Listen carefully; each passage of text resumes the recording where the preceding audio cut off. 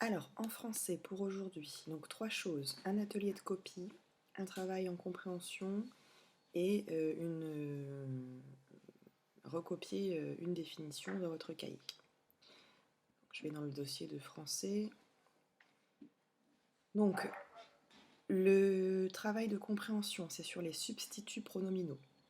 Les substituts pronominaux, ce sont tout simplement dans les phrases les mots qui servent à parler d'un personnage sans faire de répétition. C'est-à-dire Maeva et son petit frère. Son petit frère, c'est une autre façon d'appeler Thomas.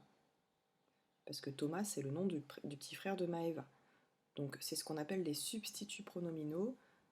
Et c'est très utile en compréhension en lecture, tout simplement parce que si vous ne repérez pas qu'un même personnage va être désigné par plusieurs noms différents, vous n'allez pas comprendre le texte. De même, quand vous faites des productions d'écrits, c'est utile parce que ça vous évite de faire trop de répétitions dans vos écrits. Donc voilà pourquoi je vous fais travailler là-dessus aujourd'hui. Donc vous regardez, vous avez des exercices avec beaucoup d'éléments à cocher, des éléments à reformuler également. Par exemple, petit 2, réécrit les phrases 3 et 5 en remplaçant les mots en gras par le groupe nominal qui convient. Donc les phrases 3 et 5, c'est il la serre très fort, et Florence le berce et l'endort. Ça veut dire que vous allez remplacer le petit mot la, qui est ici, par sa grande sœur ou son petit frère. Ce qui fait que ça va peut-être modifier un peu la phrase. Ensuite, vous avez encore un exercice où il faut cocher les cases. Et enfin, dernier exercice, on vous demande de réécrire les phrases en remplaçant les mots en gras par le groupe nominal qui convient.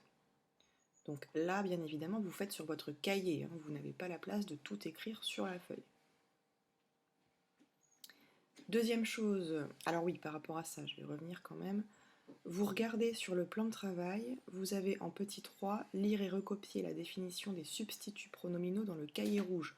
La définition, c'est celle que j'ai inscrite juste ici.